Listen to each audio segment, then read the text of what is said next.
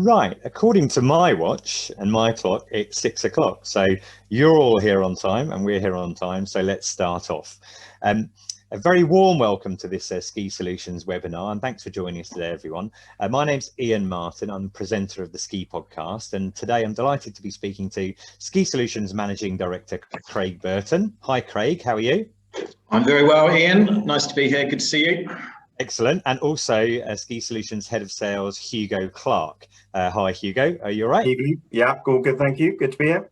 Excellent. So the idea is of this evening, we're going to be covering a lot of different questions to try and get some ideas about thoughts for the coming winter, holiday trends, and try and find out some tips from Craig and Hugo for the winter ahead.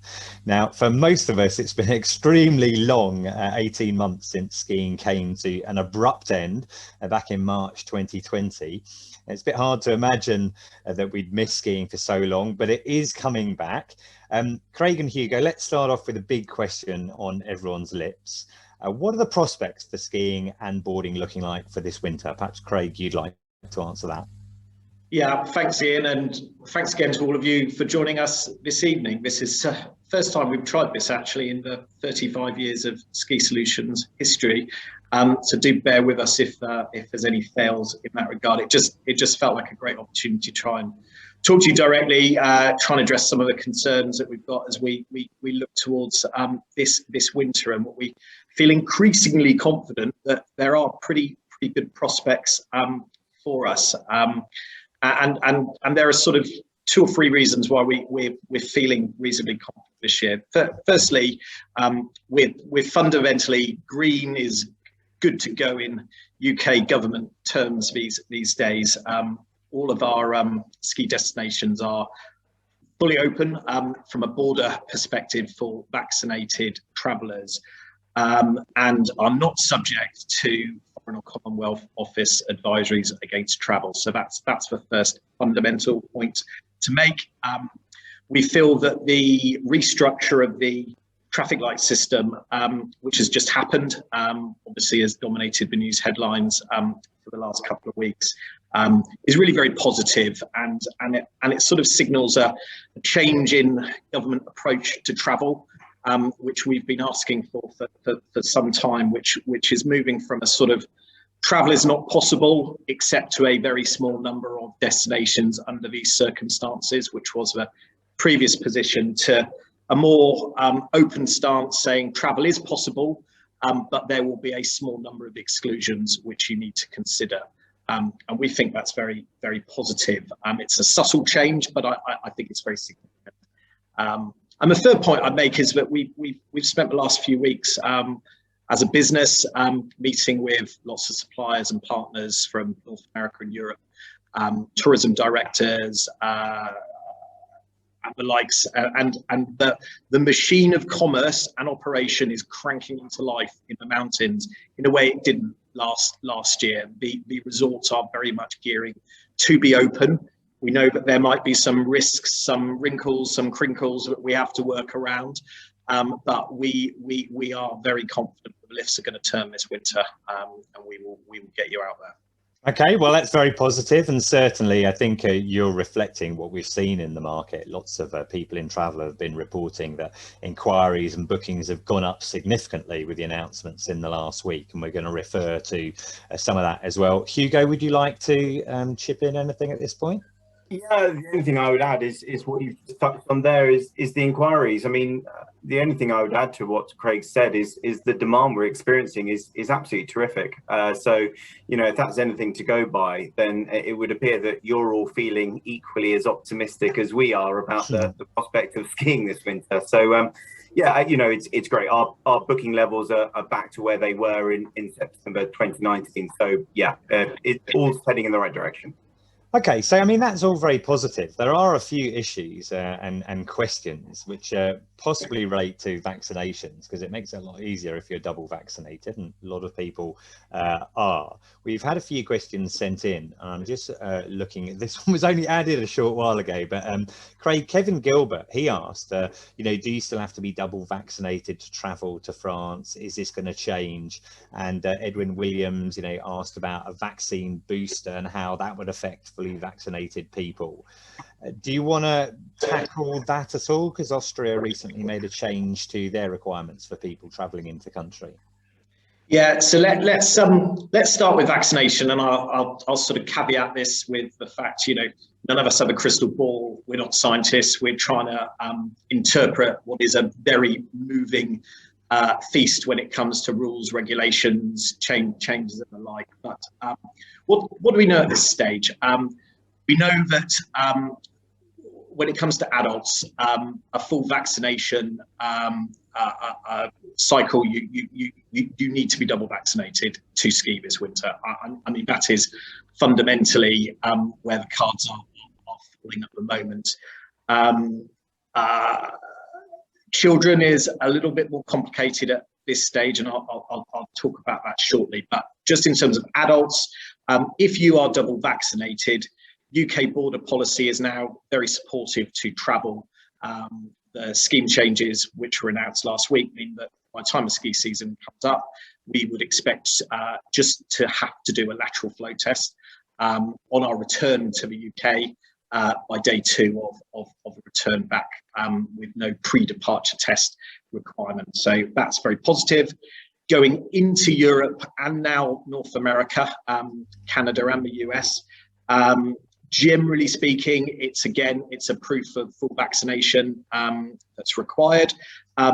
There is some testing that some nations are bringing in. They bring it in, they drop it. We don't quite know what that looks like. So there might be some testing alongside that, but that's really the situation for adults.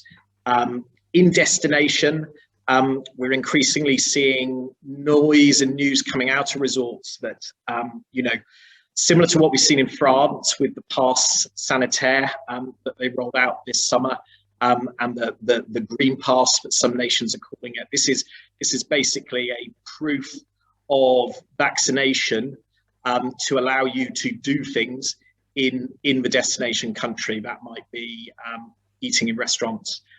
We expect that might be access to ski areas, to ride on a gondola.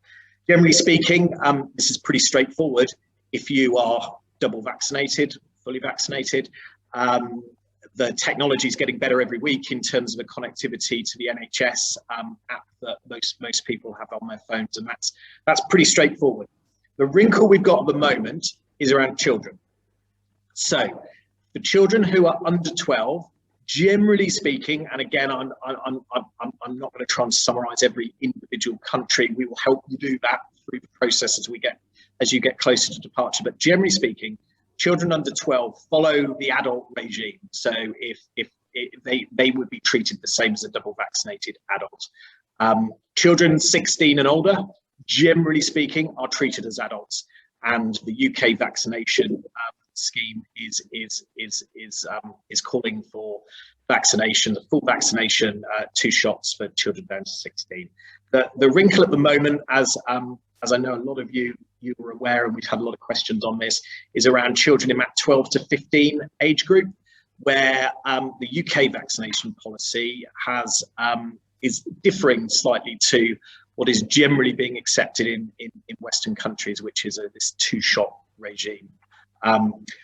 So what we're expecting to happen is where children are not vaccinated with 2 shots and need it, or not vaccinated at all, we expect some testing requirements, additional testing to be able to utilize the green pass and the pass sanitaire. It's evolving and changing all the time. The Austrians and the Swiss are just coming out with some news on this. We've got 3 months to run until departure. We expect it's going to keep changing and evolving. We know that this is the very top of the agenda for tourist boards in these destinations, because they know that there are some crinkles there. It's not generally preventing entry into the country, but this green pass sanitaire, there's still a lot of work to do in that area, and we are monitoring it daily. We don't foresee it being a big issue, but we are definitely wise to it at the moment. I think that's a very, very comprehensive answer there, Craig, and you've actually covered a couple of questions that have been asked from Nick Hickman and also from Sarah Ray in that. And just to clarify from my own experience, I went out to France on holiday with my children this summer, and the pass sanitaire is very straightforward, or was very straightforward to use in those circumstances. You know, we're talking about a COVID certificate that sits on an app in your phone, and Craig and we've both been at events with different destinations this week, and it does seem that you will probably need to show some kind of COVID certification to go on the lifts, but it will be equally employed in a fairly straightforward way. The wrinkle there, as lots of you have asked, Nick Hickman asked this as well, how is it going to be for children? Well, it's still quite early on. The French, I believe, are going to make their announcement on the 15th of October about this. So we will know, but it will certainly be possible to go skiing. It might require for children some more testing, I think. We're starting to get a bit of a feel as well, Ian, over the last couple of weeks about what that experience is going to be in resort as well. So we've had questions around, you know, what's it going to mean for things like chairlift capacity, gondola capacity? Will you have to wear masks? I think, again, the situation is quite fluid. Policies are only starting to become apparent. But we do think that masks are going to be part of the protocol, just as they are to a certain degree in the UK. We would very much expect destinations to be asking you to wear a mask, certainly in enclosed gondolas and cable cars, which would not be that unexpected. Capacity, Austria's come out and said very clearly, we are going to run our lifts at 100% capacity. The Italians today have said that they think they're going to run it at 80%. It's very fluid, and it's a case of watch this space at the moment. But you know, all the noise is about pretty full reopening, but with some COVID protocols in place that are very familiar, given what we've been through as a nation for the last months. For sure. And, you know, as it goes, I was lucky enough to ski in Switzerland last winter in that small window when you could go out. And the protocols that were in place were very clear, and there was lots of space. I mean, it was quite early in the season, but, you know, social distancing in the lift queues and on the lifts themselves. Let's change conversation, though. Hugo, I'd like to ask you a question. Let's see, Emma Parker, she travels in a group every year, and she wondered if there are fewer chalets this year. And I've heard that mentioned a few times. I wonder if you could tell us what the situation is with catered chalets. Yeah, sure. Well, I'm glad this is asked. It's certainly something we're hearing a lot from you all, is this frustration around the lack of chalets. I think, to put it simply, you know, the number of chalets being offered this season, irrespective of availability, is just considerably lower than what we're used to in the past. I think we're all sort of pretty familiar now with the impact that Brexit's had on the ski market. That sort of the rise in the cost of operating a chalet, the difficulty in movement of British staff to facilitate those packages. That obviously led to a drop in the number of chalets being offered, and obviously then along came COVID. You know, the immediate impact of that in the sort of March and April of 2020, and then that led to the season that never was, I suppose we could call it, last year. And understandably, you know, chalet operators are nervous, you know, when considering how many chalets to operate this coming winter. And we need to bear in mind that, you know, there are sizable upfront costs in terms of sort of chalet leases and airline seats that they need to incur. So, you know, these two things combined has essentially meant that over the last sort of 2 to 3 years, you know, the number of catered chalet packages on offer has shrunk by 50 to 60%. You know, it's a really meaningful number. You know, that reduction has mainly come in the sort of in the lower to mid-range chalet market. The luxury chalet market has been sort of largely unaffected. So yeah, so sort of slight doom and gloom there, Ian. Apologies. Maybe to sort of reassure Emma and the rest of you that, you know, there are still chalets out there. You know, there's still availability, but you know, you need to move quite quickly now. Okay, and I don't want to delve too much into the hows of getting a job these days, but Christine Griffin has asked literally that, how are staff going to work out in chalets? Will they have visas organised by tour operators, or will they have local staff working the properties? Do you want me to take that one? Yeah, you're more than welcome to. I mean, obviously, we're not a chalet operator ourselves, so it's not necessarily one to sort of immediately answer. But yeah, Craig, I'll let you. Look, short answer, they will all be employed legally. It is possible to work out in France. It's just there's a little more friction than there was pre-Brexit. They need to have a work visa to work out there. And there is a little bit more complexity to arrange that. The tour operators have got some challenges around.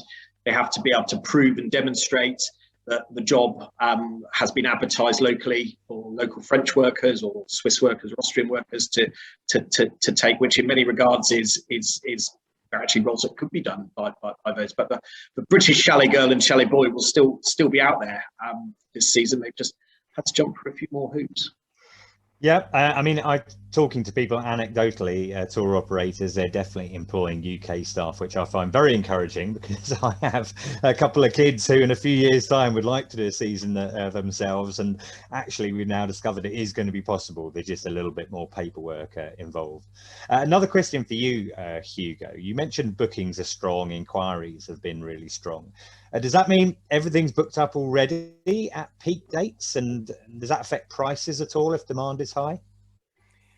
Well, certainly peak dates, yeah, very busy, very busy. I mean, if you think about, everyone who had booked for last season, and there were a lot of bookings for last season, obviously those bookings didn't go ahead. There were no departures. So the majority of those people just simply rebooked for this coming season. If you take that along with all the new bookings that have been made over the summer months, it just means that, the most popular accommodation in the most popular resorts, I mean, certainly on a peak date, is tight, to say the least. It is tricky to get availability.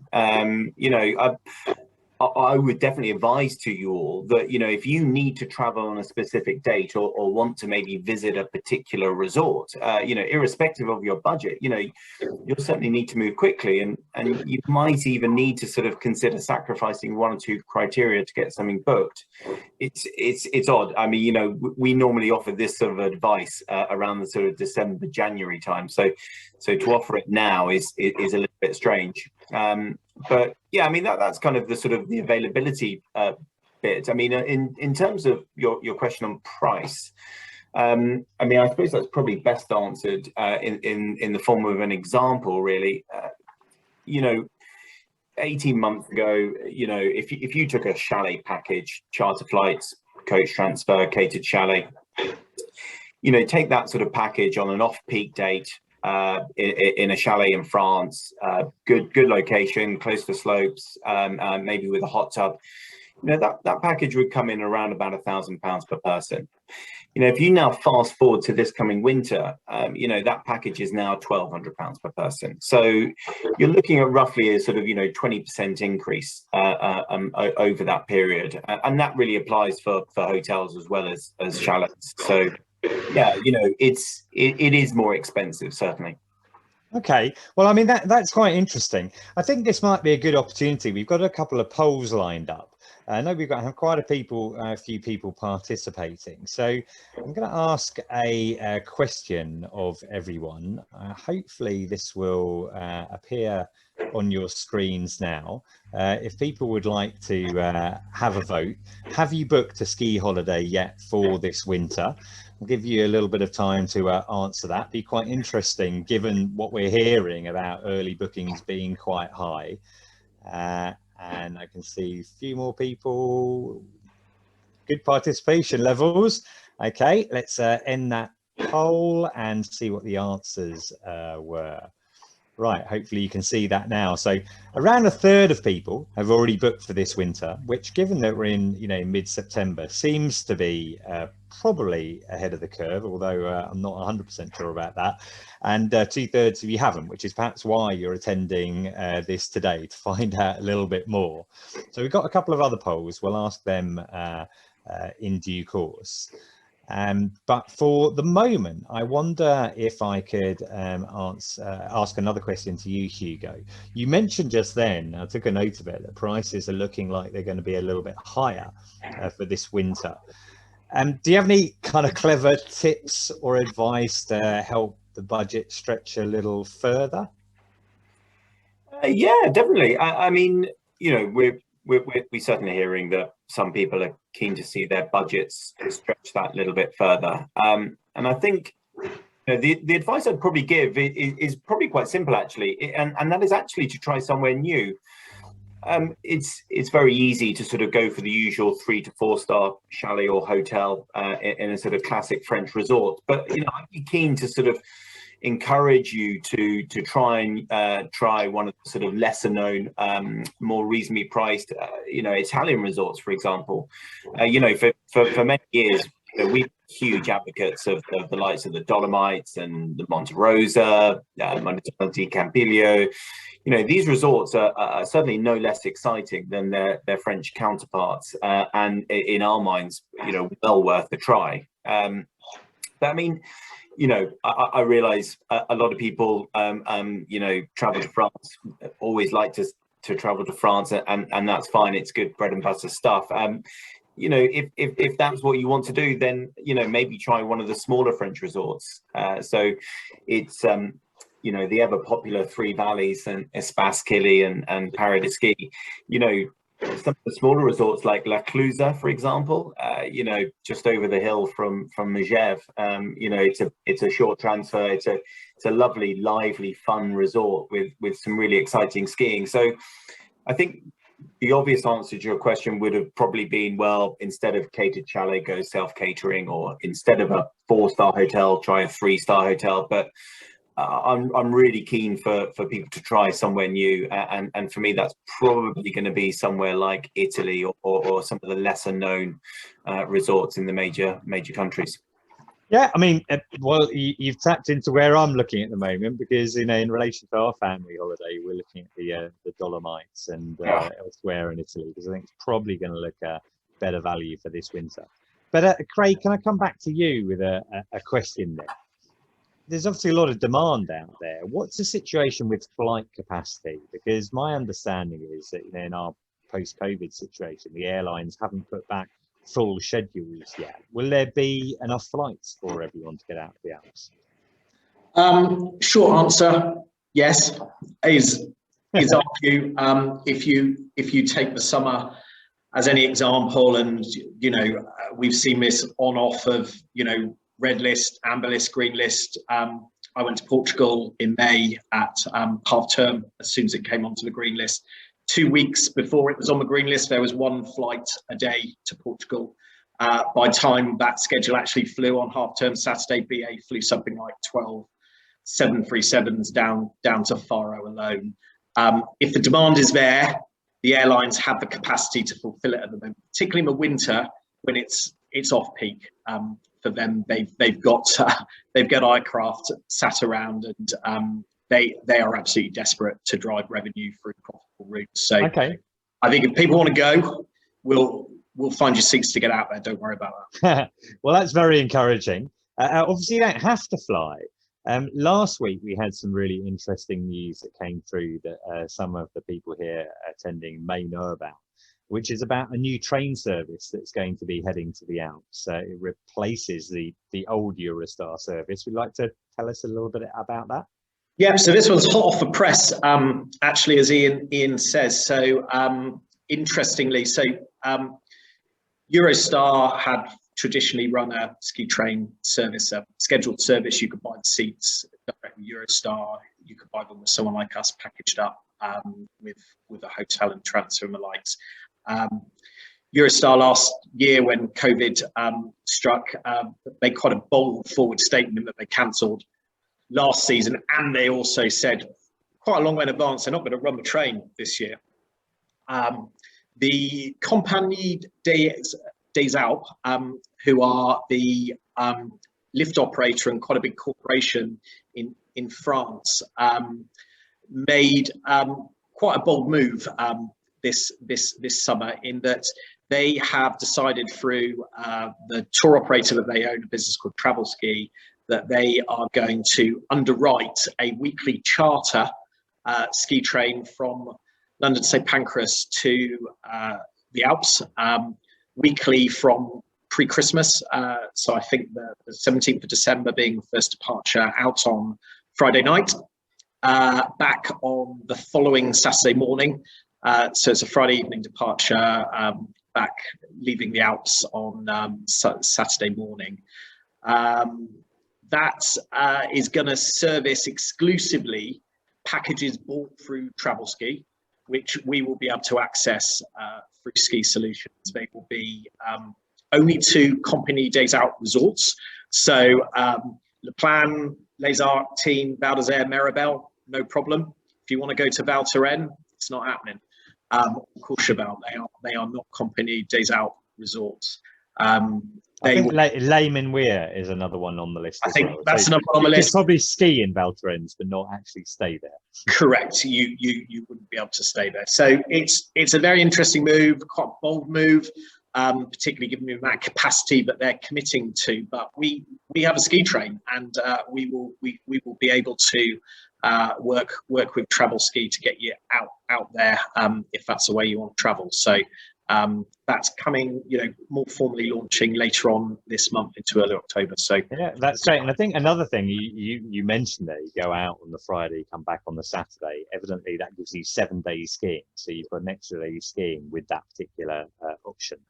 Looking a bit further afield then, what about the USA and Canada? Obviously the week started off with some excellent news in that respect. And actually we've got a question from James Marrow, who asked, what the likelihood of going to the States is, and also Diane Newton, information about traveling to Canada.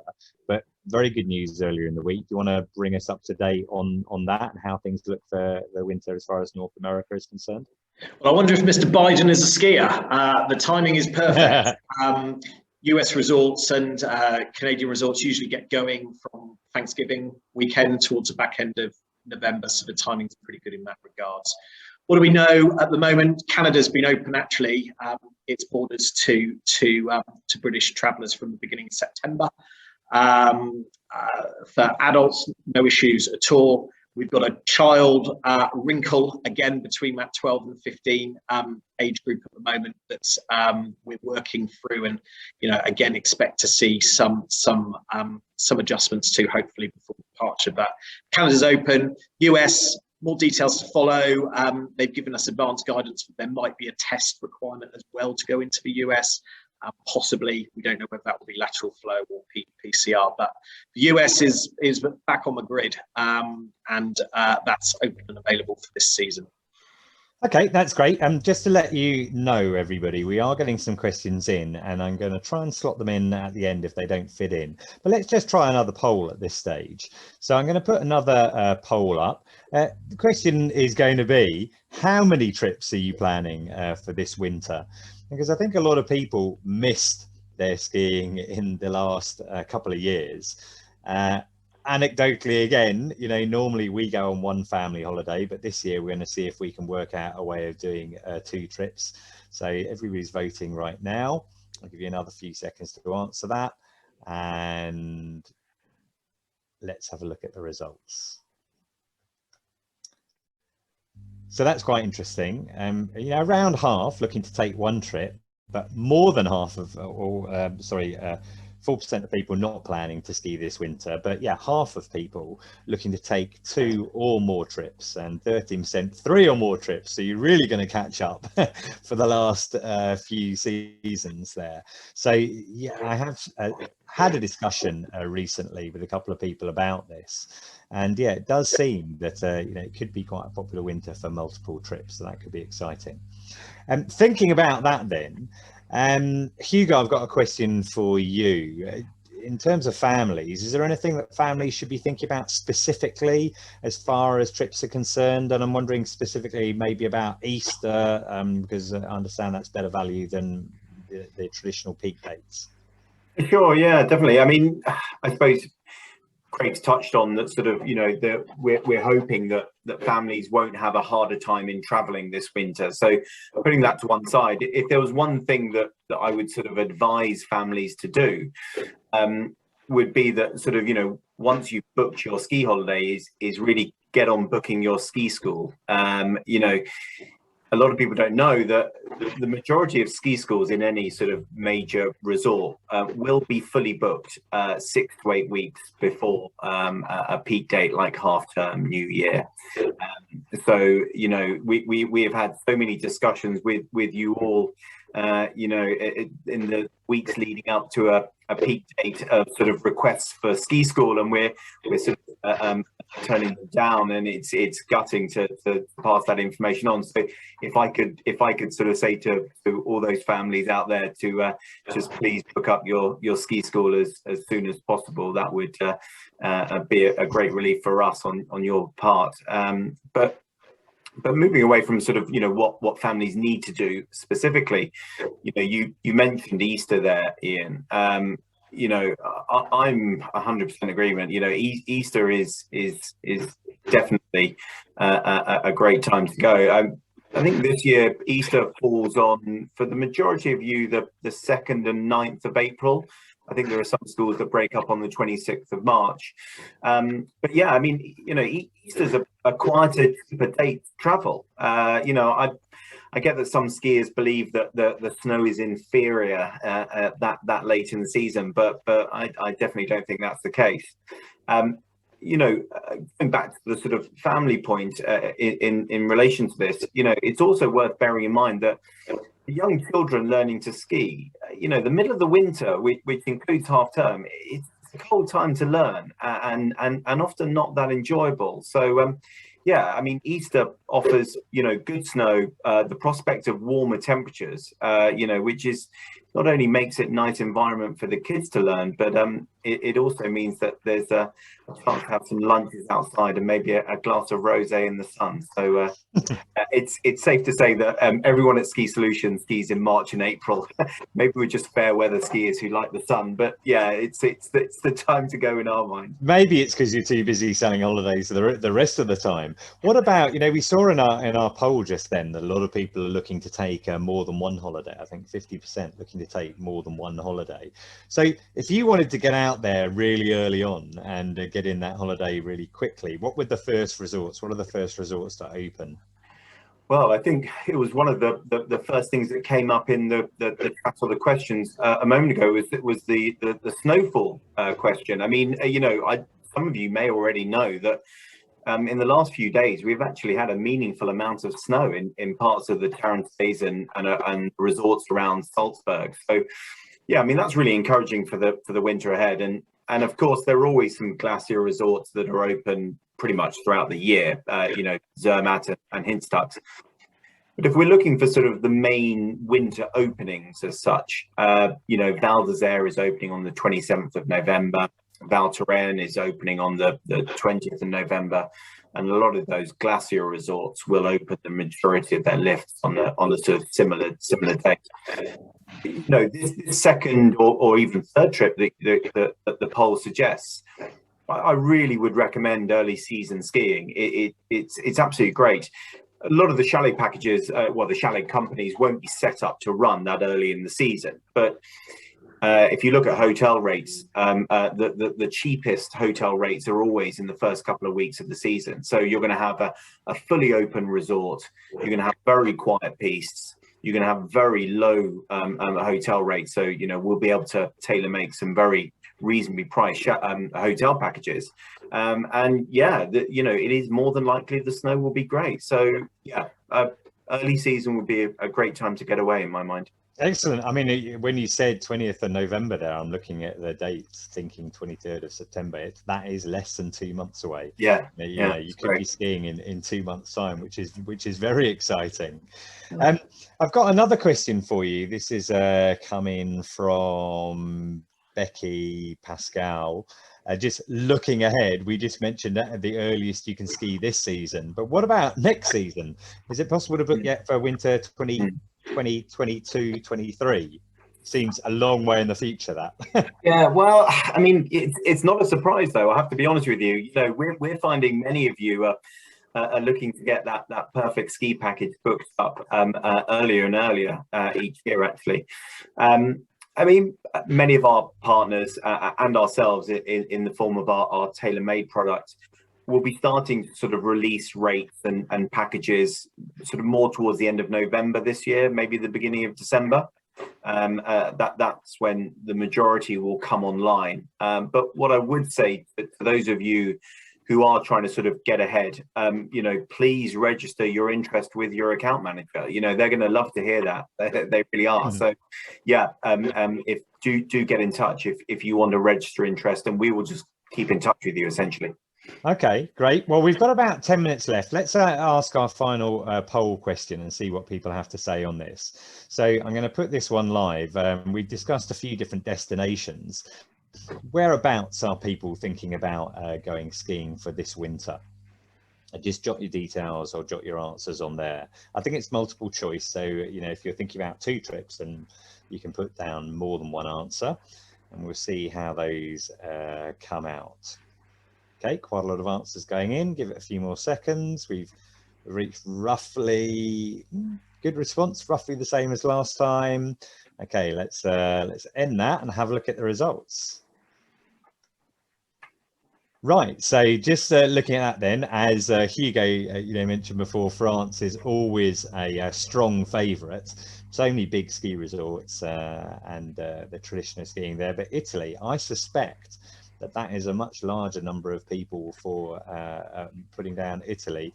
Clearly taking your advice already. Maybe they've said that as a consequence of what you said already, Hugo. Switzerland, Austria, highly marked. Only 5% for the States. I'm not entirely sure how many people go to the States, but 10% for Canada, so 15 North America. So, you know, that is really interesting. There's an other section there, and I have got another question for you, which I don't know which of you want to answer this, but Richard Lum said, is there any news on Japan? Is that an option at all for the coming winter? That's a good question. We do the odd package to Japan. It's not a big area for us.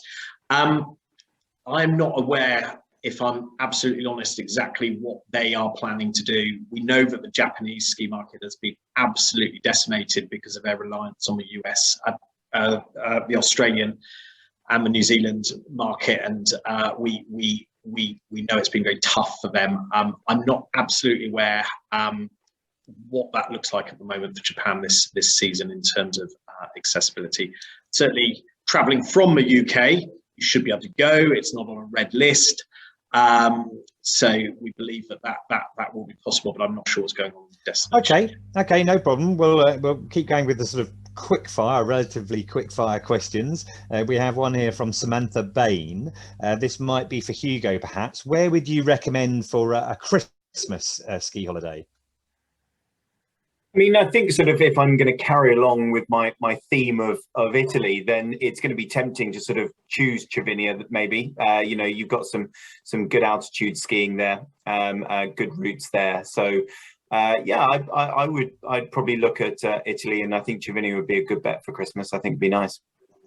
Okay, excellent. That's really useful. Question for you, Craig. You mentioned the train that's going to be running from London St Pancras out to the Tarentaise, and only certain resorts are available, but it is a package. If I understand it correctly, it includes a train and the transfer accommodation and lift ticket. Is there an indicative price? Do you know what the price is going to be like? I think packages from about £700 on off-peak dates. I mean, I think it's going to be pretty competitive, if I'm honest with you, because they've got a train to fill, and the Compagnie des Alpes is controlling the lift pass pricing, the like, so can package some things in. So it'll be reasonably interesting to see what spits out. I think it's going to be pretty competitive, certainly to how it was priced before. It was never a cheap option to go by train, as many of you know. So I think it's going to be pretty competitive. Okay, well, I think those prices, you know, sound quite good to me, and I know you mentioned about it, you know, perhaps being more expensive. Obviously, one of the bigger drivers for people taking the train is a chance to cut down their emissions if they want to do that, and there's lots of studies out there that say that people are prepared to pay a little bit more. So we'll see. It'll be interesting to see how that goes. I have another question here, possibly a bit complicated. I'll let you decide, Hugo. This one's going to be for you. It's from Graham Webber. He's thinking about driving out spending 1 week in each of 2 resorts, so a 2-center kind of trip. The question is, would that work well if we wanted to say a week in an apartment and 1 in a chalet or hotel? Would that work?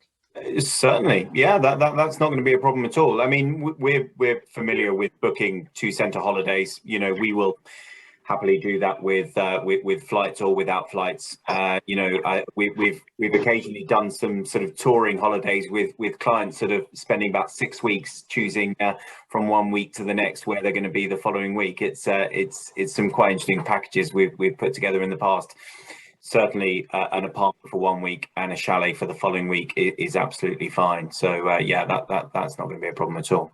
It seems like a great way to do it to me as well, to be able to take in 2 destinations. I think 2 weeks in 1 resort seems like I mean, great. You can really relax. You know, you don't have to worry about getting your ski legs back and then almost going home afterwards. But I like the variety of trying 2 different destinations if you could do it. I have another question here. No name for this one. It's an anonymous attendee. I don't know which of you would like to answer it. The question relates to the Dolomites. What's the latest time of year that you can ski in the Dolomites?